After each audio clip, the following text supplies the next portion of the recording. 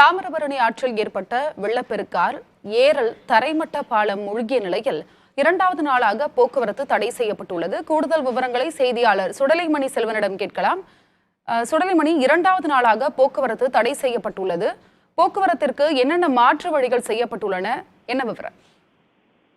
நிச்சயமா ஆனந்தி, கடந்த 3 தினங்களாக தென் மாவட்டங்களான தூத்துக்குடி, திருநெல்வேலி மற்றும் தென்காசி மாவட்டங்களில் தொடர் மழை என்பது பெய்து வருகிறது. இந்த தொடர் மழையின் காரணமாக முக்கிய நதியாக விளங்குகின்ற தாமிரபரணி ஆற்றில் கடுமையான வெள்ளப்பெருக்கு என்பது ஏற்பட்டுள்ளது. இந்த வெள்ளப்பெருக்கு காரணமாக தாழ்வான பகுதியில், தாமிரபரணி ஆற்றை சுற்றியுள்ள தாழ்வான பகுதியில் உள்ள கிராமங்களில் சேர்ந்த பொதுமக்களை அங்கிருந்து அப்புறப்படுத்தும் பணியில் மாவட்ட நிர்வாகத்தினர் ஈடுபட்டு வருகின்றனர்.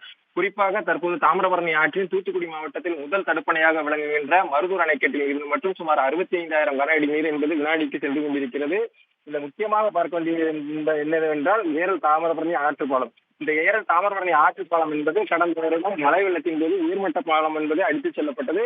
இதையடுத்து அந்த பகுதியில் ஒரு வார போராட்டத்திற்கு பின்னர் தற்காலிகமாக இந்த தரைமட்ட பாலம் என்பது சீரமைக்கப்பட்டு போக்குவரத்து என்பது நடந்து வந்தது. இதற்கிடையில் கடந்த ஆகஸ்ட் மாதம் இந்த உயர்மட்ட பாலத்தின் பணிகள் என்பது தொடங்கியுள்ளது.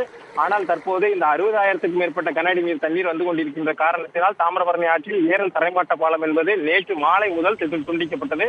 இதன் காரணமாக இன்றைய தினம் இரண்டாவது நாளாக சுமார் 3 அடி உயரத்திற்கு அந்த தரைமட்ட பாலத்திலிருந்து 3 அடி உயரத்திற்கு இந்த தண்ணீர் செல்வதை நாம் தற்போது பார்த்துக் கொண்டிருக்கிறோம். இதன் காரணமாக போக்குவரத்து என்பது முற்றிலும் துண்டிக்கப்பட்டுள்ளது.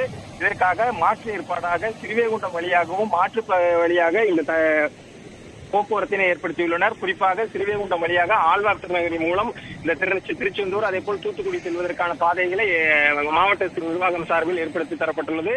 இதே போல் ஆத்தூரில் உள்ள முக்காணி தாமிரபரணி ஆற்றுப்பாலமும் தரைமட்ட பாலத்தில் தண்ணீர் சென்று கொண்டிருக்கிற காரணத்தினால் தூத்துக்குடிக்கு செல்லும் வாகனங்களும் இதே போல் கருங்குளம் சிறுவேகுண்டம் வழியாக மாற்றுப்பாதையில் ஏற்பாடு செய்யப்பட்டுள்ளது. உங்களுடைய தகவலுக்கு நன்றி சுடலைமணி.